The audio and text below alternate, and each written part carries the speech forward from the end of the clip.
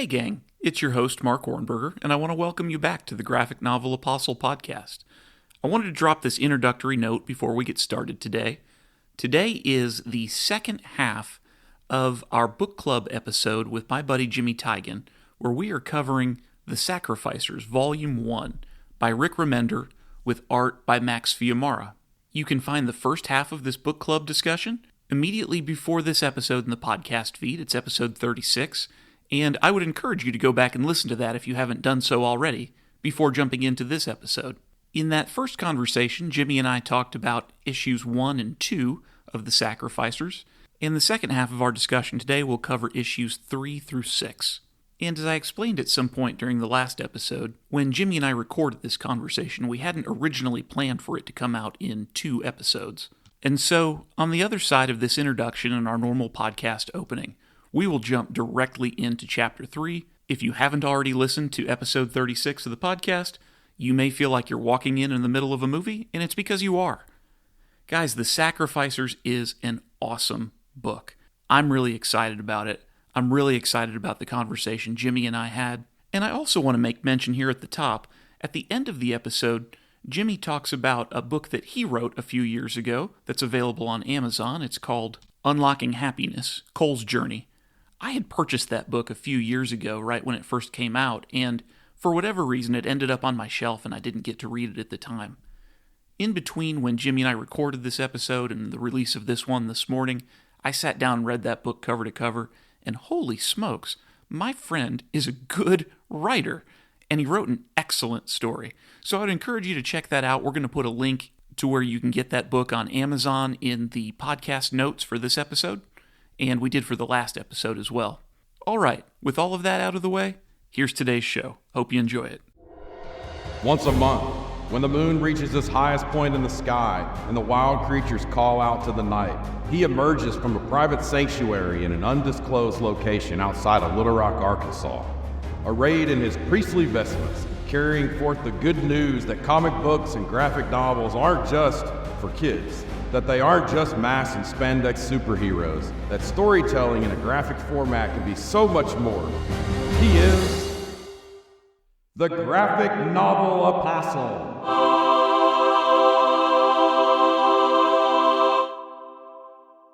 So let's go on now to Chapter 3. And so my subtitle for this was The Life Force. I think later, in retrospect, maybe the subtitle for this in my mind would be The Elixir. And we'll see that those are very much the same thing. So this chapter opens at the beginning of the Harvest Gala up in the realm of the gods, which, as we said earlier, only happens once every 20 years. And for the first several pages here, Saluna is going to be our narrator guide. And she is watching these various gods and lords of the godly realm enter. Of course, she's not supposed to be there at all. She's watching from the eaves, listening in as much as she can on everything that's going on, she and her little dog Dodo. So we're introduced to these characters, and I think I mentioned earlier that I sort of got caught up in feeling like I had to know who all these characters were in this pantheon. I think it's worth kind of running through who they are, but I also don't think that we need to dwell on them, at least for this first volume. Right. So we've got Cronius first, who is the Lord of Labor and Gears, and he's like a steampunk kind of character. He's the one guy that, like, his body is sort of made of turning clockwork type material. We've got Lord Aquatica. A question I have is, Cronius, is he brother to Rocco? Okay, so they refer to each other as brother. Right. But I wonder if that's more in like the, we're all gods here kind of sense. Yeah, I wasn't sure about that either. Okay. Sure. So then we've got Lord Aquatica, who is, as you might guess from the name, a water god. And then we have Methera, who is described as the paramour of climate, and she's a cloud goddess. And all of these character designs are really cool looking. And she is in conversation with Lord Fniff, Fniff, who is a mossy flora sort of man. You can tell we talked about them being petty in their one-upsmanship, and Lord Fniff is telling Mithra that your rains were adequate this year. No compliments here, but they were adequate. And so they're having a little bit of a back and forth with one another. There are some more characters in this sort of pantheon who are introduced, and we could talk about them if you want. I think they're of maybe lesser interest, at least as far as my thinking. But Mithra is one you want to hang on to. Oh, is that right? I'll just leave that there. Okay, cool. Yeah. So that's something good to know for going forward with the Cloud Goddess into our second volume. But then there's this grand entrance that is made, and it's observed by everybody. It's like the party stops for just a moment as there is a big loud introduction that Queen Luna is entering.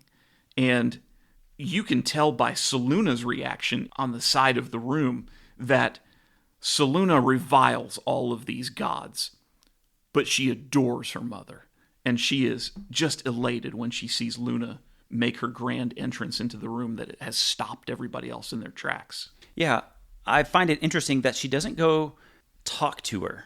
Like, she's still in hiding, even though Mom has shown up, and hey, I hold up Mom as a person, like you said, who doesn't like this setting, but not to the point of there's strength there that I can go, Mom's going to protect me, that I'm going to be under Mom's umbrella. Ooh, okay. No, Mom's doing her thing, but she's kind of walking the plank a little bit by walking into this space. Okay. And this is still Dad's party.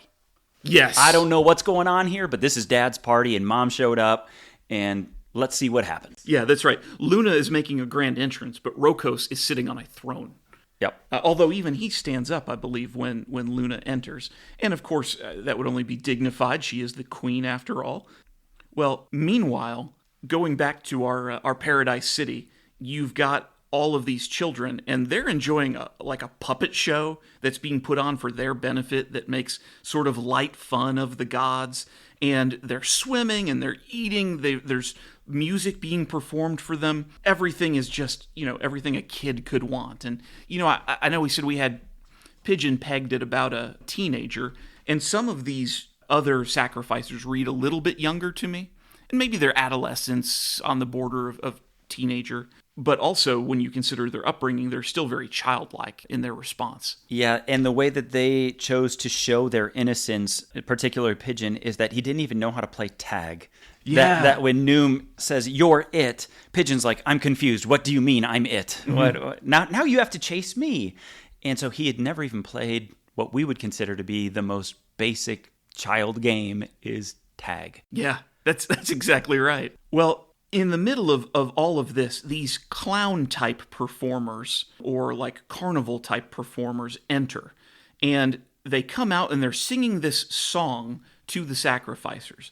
And they select a handful of the sacrificers, including one of the rodent girls, and also including Noom.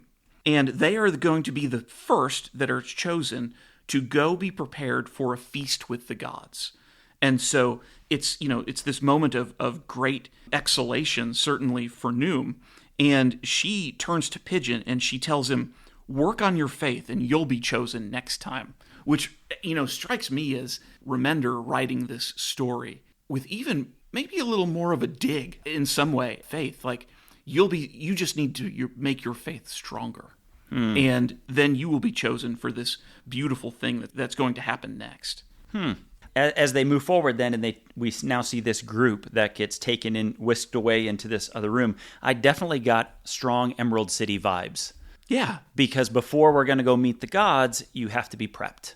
Mm-hmm. So that's right. Let's get our hair done. Let's get everything fixed up. And this is going to be this space of preparation. Yeah, that's right. Right. Well, that's a horse of a different color, Jimmy. Purified. We're going to be purified here and be cleansed, and now we can go meet the gods and we can feast with them. Yeah.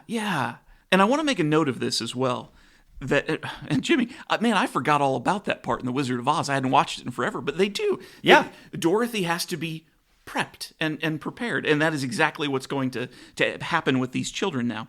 But just before Noom is taken away, she and Pigeon had been in this slightly deeper conversation discussing their opposite feelings about what it is that lies ahead. Because Pigeon is, for as much fun as he is having, he also has some reservation.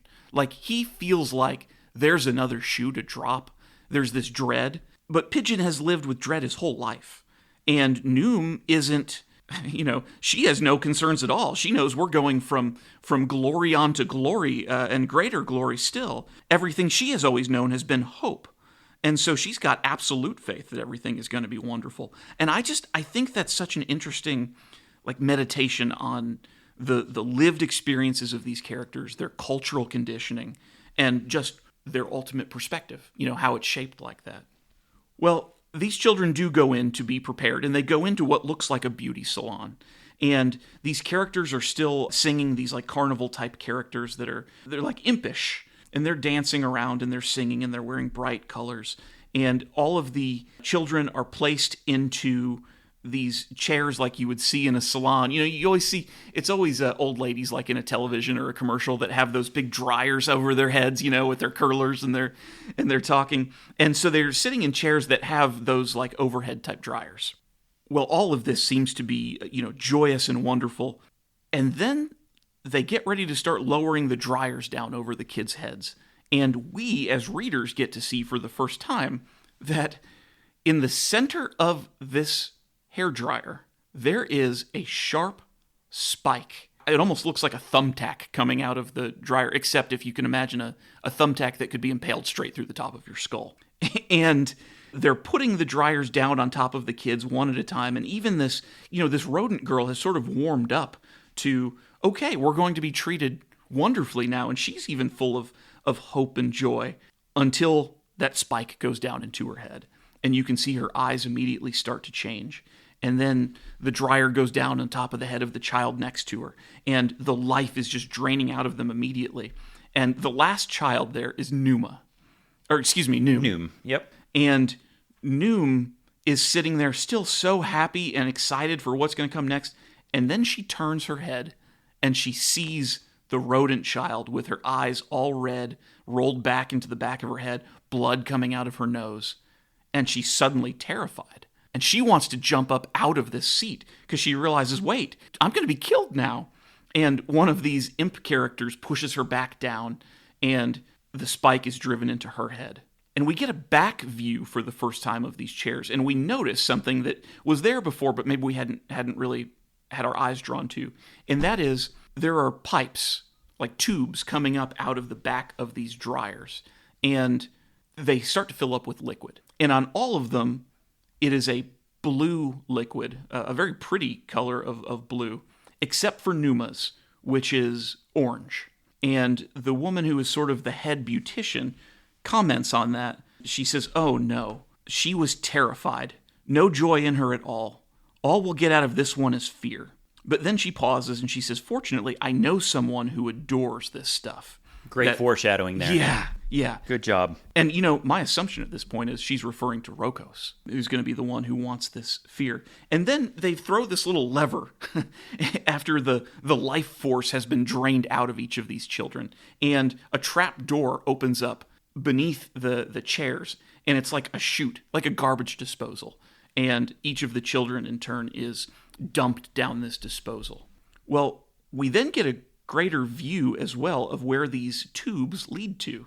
And they all empty out, all the blue ones at least, empty out into one big reservoir. And so the liquid that has drained life out of these children, apparently in their state of great joy, is now filling up this great reservoir. And we get a transition from looking more carefully at the blue water, and it's just such pretty blue with bubbles in it. And then we see sort of like an outline a little bit as the art moves forward to what turns out to be goblets filled with this same blue liquid on the hand of a server. And then we see on the last page of this issue that goblets filled of this blue liquid are being served on trays to all of the gods as they're assembled in the Great Hall. And while this beautiful, you're right, it's a beautiful color of blue, but there's a reciting going on, that liturgical prayer that Father gave at the very beginning of the story. That's right. At the table, that is being repeated. And at first it's in block, so I would assume that's like a narrator, but it also turns into the little bubbles that are coming from Roko's voice. And so it makes me think, like, before these cups are passed out at this party, this is the same prayer. This is a prayer that has gone out throughout the generations, throughout wherever they are in the land. Yes. And this is the culmination of the ceremony. That's right. That's exactly right. You know, it harkens back to the same thing the Father said earlier. Until you showed them light, there was no light. And until it's this, and it's a glory to the gods. And ultimately, Rokos on this last page is presiding over this ceremony where the gods are celebrating how they are going to deliver a perfect life for these people in exchange for one simple sacrifice. Man, this is brilliant. It's great storytelling. It's so good, Jimmy. It really is. And it just opens up so many doors of looking at it from different perspectives. Because I think we, as dads, would look at it from the dad pigeon perspective. But then now we're looking at it from Pigeon's perspective as a sacrificer to Seluna as possibly a benefactor of this. She is. Or at least someone who's in the dark of it. And then you have, of course, Rokos and how he uses this as he ends it in return for life on a perfect world. Yeah. This is the trade. That's right. And boy, aren't all those different perspectives interesting. Yeah. And so as we move right into chapter 4, my subtitle for this one was Rejuvenation. We start out in a different place. We're no longer in the Hall of the Gods, but rather we are in the village of Pigeon's family. And they are having a festival. And I see like some bunting that says Luna, has Luna written on it. So I'm wondering if maybe this is some sort of, it's a part of the harvest festival. And in fact, they've got like a crescent moon with all the different phases of the moon around it that's like up on a pole. And so they're celebrating, this one of the gods. And they're singing and there's, all this delight. But we see one particular picnic table where you've got Pigeon's dad and Pigeon's mom, and they are not enjoying these proceedings. Which makes me wonder, how many sacrificers were there in the community? This wasn't an every family thing, but why did this family get chosen? We're not given that. We're kind of left to speculate. But amid all the celebration, they're celebrating because we're in a perfect world and the sacrifice has been given. And it wasn't my kid, bummer for Mr. Pigeon over there, but we're celebrating that the gods have been appeased. Well, even the younger siblings of Pigeon seem to be participating in this joy, and they're watching these fireworks in the sky. They're getting cotton candy, and they're all excited. And there's this scene where Beatrice, she yells, "Papa, you're missing it!" And the dad he's got this big mug of ale or something like that, and he's just beside himself. He's drowning his sorrows here. And so Beatrice comes over and says, "Why are you sad?" And then she says, "Isn't he in a good place, like you always said?"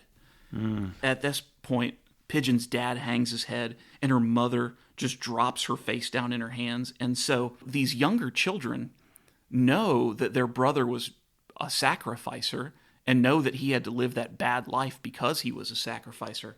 But they think that he's going on to get some kind of reward, whereas the adults have hidden this awful truth from the children. And Pigeon's dad at this point has had enough. He's not going to participate in this celebration of the gods. And by the way his word balloons go from being fairly regular ovals to quite wavy type ovals. Bubbly. Yeah, a little bubbly. We get the sense that he has gotten himself drunk and worked up in his grief. And he's yelling about how, we give the gods our children. Who are these people? And now we celebrate it? And the people of the town, they can't figure out what's going on with this guy. And we get this gorgeous image that's mostly in shadow. The night sky is lit up with all of these gorgeous fireworks. And underneath, Pigeon's dad is just crumpled, broken on the ground. And you can see what impact this has had on his life. Well, we go from here back to the Hall of the Gods. And they are all taking their goblets and they're being passed around and they're getting their hands. And, we get a close look at some of these gods, and they're all very old. Take, for instance, Methera, the cloud goddess. She looks like a 90-year-old woman. Her skin is so grayed and wrinkled, and she's smiling as she's taking her glass. And we see similar signs of age on all of these other gods. So meanwhile, Rokos is making a speech as all the gods are getting ready to toast and to drink this elixir. And it's, like with a capital E, elixir. That's the name for this beverage that has been made from the joy that was drained out of the children. So Rokos argues that the elixir is their earned reward for carrying out their duties from harvest to harvest to maintain this paradise for all of the mortals.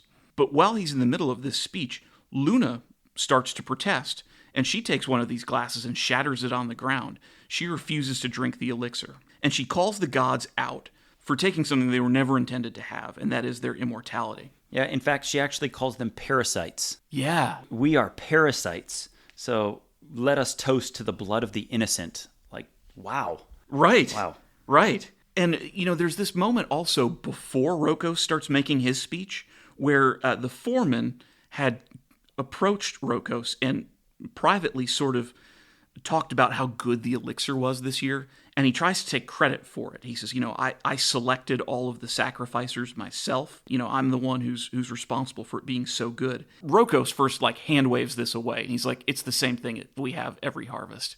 But then in his speech, Rokos uses almost the exact same words that the foreman had just used, Yep. except to take credit for himself. Yes. That he had personally selected the sacrificers and been the one responsible for the elixir being so good this year. And this is an important point because at this time, the foreman quietly but angrily storms out of the hall. And I don't think the gods take any notice of this, but he marches out of the hall and he gets in this airship and he just sort of zooms off into space. Well, while he's doing that, Selûne, there on the sides, is still observing the gods as they all drink this elixir. And we see, as they're taking in the elixir, it is rejuvenating them. They are going back to their youthful beauty and their youthful vigor. And so those gods that looked so haggard just a minute ago looked like young gods by the end of this. And of course, that helps explain why Selûne, who had stormed out herself, had called them parasites. That's Luna, the mom. Yes. Yeah. Yeah, I'm sorry. Did I say Selûne stormed out? And Selûne, as she's watching all this, she is in absolute shock that this is even something that can happen, let alone that they're okay with it. So she is immediately siding with mom that this is morally wrong. Yes. And she, has also seen the foreman taking off. And so she goes in and she gets her father's flying carpet and she gets his sword. And she and Dodo jump on this carpet and they fly off in pursuit of the foreman because Selûne says that's going to be where she can get some answers. That's right. He's the bad guy in her story. This is a guy who has done this, who has presented this to my dad. She doesn't see her. I don't think she sees her dad as the bad guy in the story. The foreman's the bad guy who gave this drink to dad. So I'm going to disagree with you. Ooh. But that's okay. I mean, because I think she saw the gods as knowingly taking what they were taking, knowing what it was, especially after in the speech that Rokos made, he had taken credit for, how the elixir was going to be so good. But that's all right. I mean, we're just different reads on where she is mentally at this point. Good point. Okay. So as we go in now to chapter 5, the subtitle for this one was Platitudes and Primitivism, Fear and Fury. And those are both expressions that are taken from the text of this issue. So the foreman returns to his home, and he's still furious. And we learn that that head beautician is actually his wife. And she's excited for his return. She can't wait to hear how the gods had responded to this harvest's elixir. But the foreman's got no time for this. He takes off for the first time that Anubis mask. And so we see that beneath the mask that looked like the Egyptian god of death, what's underneath it is actually an old, broken down bird person of the same variety, same species, I guess, that Pigeon and his family are. Yeah, he has kind of revealed himself. This is kind of his safe space. And one of their servants says, "Drink, foreman." This is a great job with the art here, because what color is the drink that he has? Orange, not blue. And earlier, his wife, you've already said that that's who that is, when she had taken Noom and said, "Oh, this is fear, I know somebody who loves this." Yes. This is, I'm saving this one special. Well, it's for Foreman. And he just downs it, knowing exactly what it is. Yeah, that's right. I mean, he thrives on the terror of these children. And so he's a wicked character. Well, while the foreman then, he's drinking this elixir, and he is running down the gods as selfish and unappreciative and uncaring. And his wife just assures him that, like, eventually they're going to see his good work and they're going to reward it. So here's this exchange. The wife says, "Good people get what they deserve. I believe that." And of course, in her mind, they're good, the good people. Foreman responds, "Platitudes and primitivism." So I think that the text is really offering here this like fascinating commentary on the nature of gods, the nature of mortals, and then I think really even like the idea of faith. That for the foreman, this boils down to nothing more than platitudes and primitivism. And he had been told by Rokos that if he would be the harvester and prepare this elixir, that eventually he would be elevated to the status of a god. So he's a very like cynical character who has been playing along like, oh yes, these great gods, when all along all he wanted was the power that they had. Well, right in the middle of this, Soluna bursts in and she accuses the foreman of betrayal, and she's holding him at sword point. And so you're right. I mean, some of her ire is directed at him, and not just because you were going around killing children, but because you were betraying the gods that you were supposed to serve by drinking their elixir and by wanting to be elevated. And the foreman says that he doesn't drink the same elixir that the gods drink that make them young. His is made of fear, and that is what sustains him. And then he's got these henchmen. Later we're going to learn they're called husks, and they are sort of like zombie-type characters made of, guts or something. They start to close in all around Soluna, while the foreman is telling Soluna that he can smell fear on her. And Soluna says, "It's not fear, it's fury." And she takes that sword of her father's and just starts slicing and dicing up all of these husks. And she is cutting them to just bits and pieces when she suddenly stopped because her attention is brought to the fact that one of these husks has grabbed Dodo and is holding it like he's about to squeeze the life out of it. And the tables are now turned on her. Yeah, I like the line that he gives of saying, like, you're coming to this place, this unknown, and you're so entitled you bring your pet along. Yes. Like, come on, girl. You had to know in this unknown space, but you saw what just happened, and you're feeling that comfortable to bring your pet. This doesn't end well. Yeah. Well, you think so little of me as a mortal. Well, while all this is going on in Soluna's world, meanwhile, back at like that Paradise City, or Emerald City, where the remaining sacrificers are, all the kids are playing and having fun, except for Pigeon. And he's still concerned that they don't know where the other sacrificers are and why all the ones that were taken to, the feast with the gods never came back. And the other kids have no time for worrying about this. Even the ones that had been so jaded, like the rodent-type characters, even they now accuse Pigeon of lacking trust and lacking faith. Yeah. And those are both words that the kids actually use. And so they're adopting this really sort of religious-type language. Well, while no one is looking, because these other kids are going off to, another great meal that's being brought out and presented to them, Pigeon looks at this like pool of water that's there. It looks sort of like an indoor lagoon almost. And he dives down into it, and he's going underwater, and he sees that there are some pipes.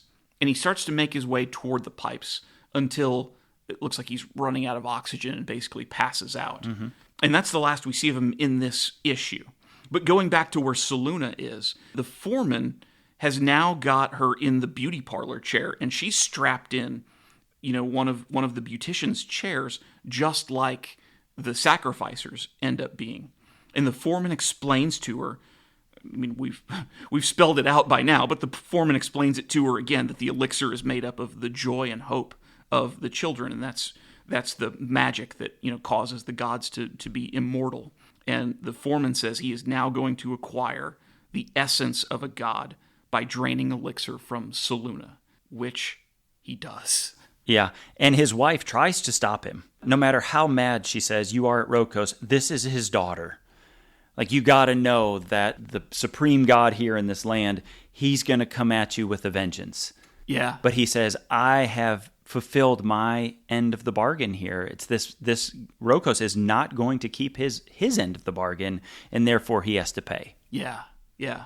So on this last splash page, that's the last page of the issue, we've got Selûne strapped to the chair with that helmet now down over her and the life force drained out of her. And actually, I think this is really cool. I described her hair before as being fire.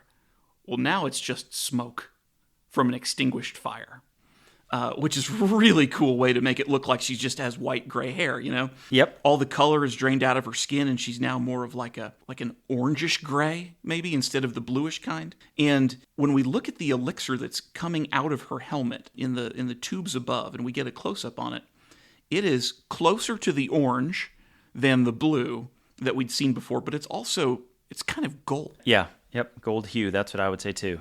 So it's different.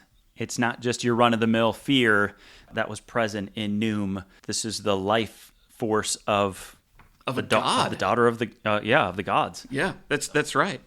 So we go out now to chapter 6 or issue 6, and so my subtitle here would be Selûne's Birthright, or You'll Never Eclipse Me Again.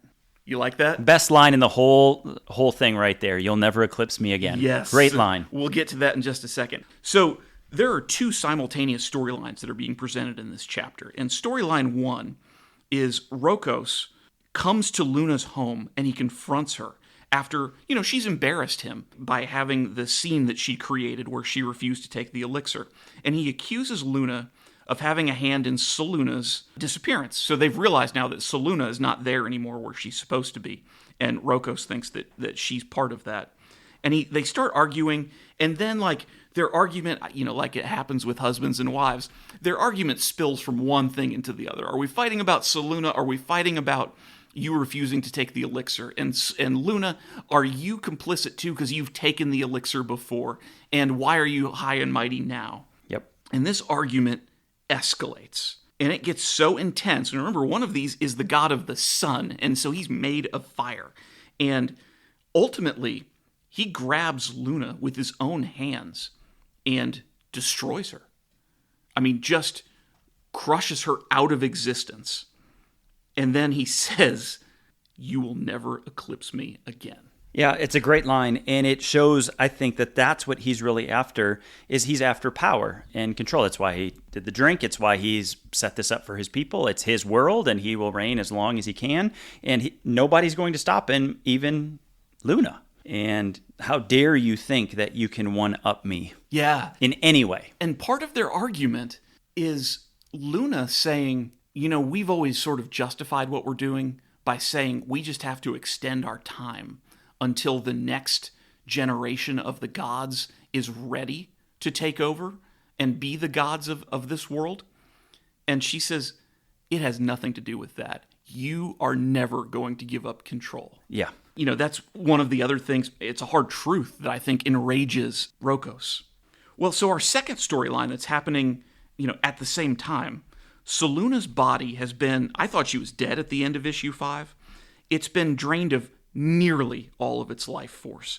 And she's shriveled and weak and barely breathing, but she is still alive. But the foreman can't complete making the elixir of Selûne because one of the pipes that's used in this production process is stopped up. It's leaking, and eventually it bursts. And when it bursts, Pigeon falls out, like an unconscious pigeon, who had gotten stuck in this pipe, actually heralding back to your Willy Wonka a few minutes ago. Yeah. In one of the most terrifying scenes of Willy Wonka. Yeah, so Pigeon's been in this pipe, and he falls out onto the floor, and he gets covered in that gold liquid that was the elixir of Selûne, just kind of in the process. Well, he comes pretty quickly back to his senses, and the foreman attacks them both. Well, in the process of all this, Pigeon, almost by accident, grabs the handle that opens up that trap door, and he and Selûne are dumped down this chute into this valley of death. It's this awful place where you just have the decaying bodies of all the sacrificers who came before. Yeah, and that's where we see just the depth and the depravity of it all. And he sees Noom there at the kind of in the pile, and I think puts 2 and 2 together rather quickly. Yeah, yeah. And he is aghast. And at one point, he makes this comment like, she's the only friend I ever had. Well, they don't have time to dwell on their situation for very long because a horn is blown and these husks start coming out again everywhere. These are these zombie-like creatures, and they're attacking them. And Selûne wants to just give up. She is so weak, and she's been so demoralized by what she has seen, that her world is not what she thought it was, that she wants to just give up. And additionally, she had talked for a moment or two about how Luna, her mother, was going to rescue her. And she looks up into the sky, and there's just this panel where the moon blinks out of existence. And we know from our parallel story that that's where Rokos has actually killed Luna, and the moon exists no longer. And now she's left with nothing. She just wants to die. Yeah, complete, utter hopelessness. That's right. Yep. Whereas Pigeon, contrasting, suddenly has the eye of the tiger, and these husks are all approaching him. They're ready to attack, and he yells at Selûne, "Get up! It's time to fight." And she says, "There's no reason." And then I think Pigeon realizes something has changed within me. Something has been awakened. Something's happened, and he can take care of himself just fine. Yeah, with that's those husks. right. That's right. And he puts it on these husks, too. I mean, he is putting up a great fight with him. And you think about it, he's a guy who's lived his whole life off of scraps and being beaten. This is not a fighter. And yet he's got this otherworldly strength that he'd never had before. And at one point, he remarks, like, "I don't know where that came from." And Luna says, "I do."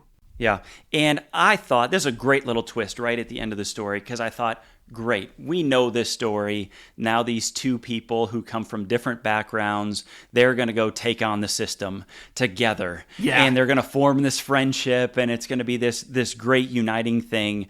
And we see in the last 2 pages, that's not what's going to happen here. These characters turn on each other immediately. And this is where we get this line when Selûne says, "I do, I know what happened." She says, "You took my power.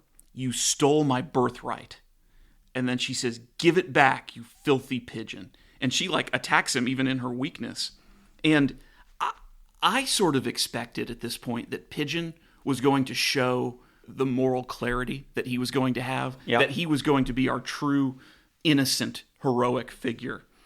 And that is not at all his response. That is not the driving force. Just someone who has spent his whole life in hopelessness.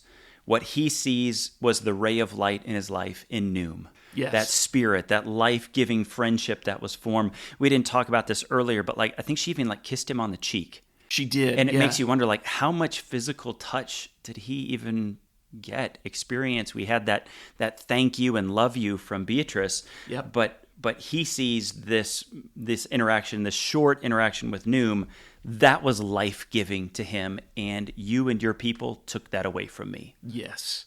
So when Selûne is running at Pigeon now, we've got this one panel that I think is so interesting. She is running toward him with her arms out like she's going to scratch at him. And even though Pigeon is blue, all we've ever known him is to be a blue bird, all we see in this are his hands grabbing Selûne's wrists. And his fingers are red. Yeah. And the reason they're red is they are covered in blood now from the husks that he has just fought. And so now Pigeon has the red, bloody hands. And he says, "You'll do nothing." And then he starts to make this speech as well about how they killed the only friend that I ever had. Well, I think Selûne realizes her weakness at this moment. And she says, you have to help me. You have to save me. My family will reward you. And for our last line of this volume, Pigeon, who turns around and starts marching off with the look of resolve, says, "Your family murdered my best friend. I'm going to reward them." And then he stomps off for the end of volume 1. There it is. Man. Yeah, I mean, we've now got a John Rambo character that we're going to have to deal with. That's right. He is not on a moral quest. He is on a revenge quest for what you've done to that ray of light that I had in my life. So give me a little preview, because, as we said at the beginning, You've read volume 2. I have not. Is that where we're going? Are we Yeah. going on a revenge tour now? Yeah. Oh, that's exciting. Yep. That's exciting. And see, to read just volume 1, I could see where this series, to the extent that it continues, would end up being more just of this like meditation on the ethics of this world and of what faith means and whether it is positive or negative or you know, or whatever. But oh boy. Well, I've got volumes 2 and 3 available to me, and I'm gonna probably spend the rest of the day reading, going on from here now. Yeah. Awesome. Jimmy, man, thank you.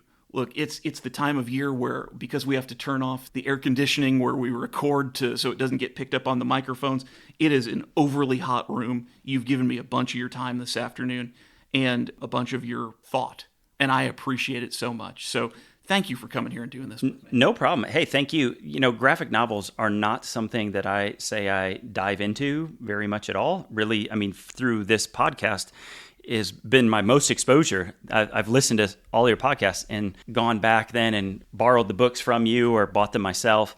But it's fun just to have a new medium. Yes. Right. This isn't one that I dive into. I like short stories. I enjoy writing. If I can just do a shameless plug real fast. Please do. All right. Check out on Amazon. You'll find I self-published a book years back. It's called Unlocking Happiness: Cole's Journey. And I just enjoy writing. I enjoy story. Yeah. And just the coming together of characters and what direction you're going to bring them in, and just how a storyteller weaves their tale and then alludes back to other things. You know, we touched on Abraham and Isaac, and there's so much more in here. I'm sure someone who's more well-versed in Greek mythology, and we looked at some other things, and there's so much more depth in here that I think you and I don't really know much about, but I'm pretty sure it's in there. I agree. And I appreciate that storytelling and the research that you said Rick had done. But I just want to say thanks for opening this genre up for me. It's been fun, and to appreciate any way that we can better appreciate the arts, literary, artistically, you know, through the visuals. That's awesome. Man, you make me so happy. Jimmy, thank you. And to all of our listeners, thank you for being here with us. We'll be back again soon. And until then, keep reading those comics.